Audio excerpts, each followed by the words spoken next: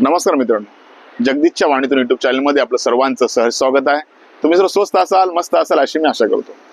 मित्रांनो, माणसाने कायम समंजसपणे आणि समजूतदारपणाने आपल्या विवेक बुद्धीने आपण आपला निर्णय घेतला पाहिजे।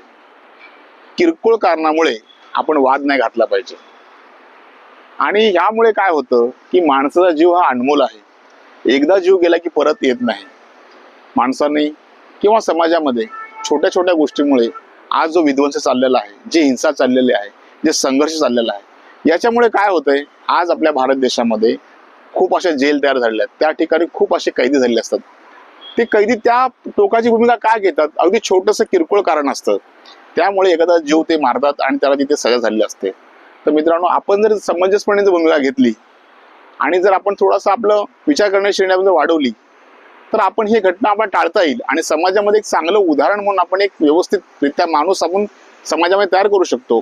तरच हा समाज घडतो। समाज काय एकट्या व्यक्तीमुळे नाही घडत। समाजामधले अनेक लोक एकत्र जेव्हा येतात, जेव्हा चांगले विचार सोसायटीमध्ये तयार होतात, तेव्हा ती सोसायटी तयार होते, तेव्हा आपल्या देशाचं नाव चांगलं होतं। आज हे तंत्रज्ञानाचं युग आहे। या युगामध्ये आपल्या भारत देशाचा आपण 21व्या शतकामध्ये प्रवेश करत आहोत। आपण आज आपल्या चंद्रयान पण आपण उडी मारलेली आहे। तर मित्रांनो, आपले विचार सुद्धा एवढे मोठे झाले पाहिजे। किरकोळ कारणामुळे, छोट्या छोट्या गोष्टीमुळे आपल्यामध्ये वाद हिंसा न होता कामा पाहिजे। संघर्षाची भूमिका आपण टाळली पाहिजे। म्हणून माणसाचा जीव अनमोल आहे हे मला इथे सांगायचं आहे आणि आपण संघर्ष टाळला पाहिजे। मला इथे ह्या सांगायचं आहे। नमस्कार।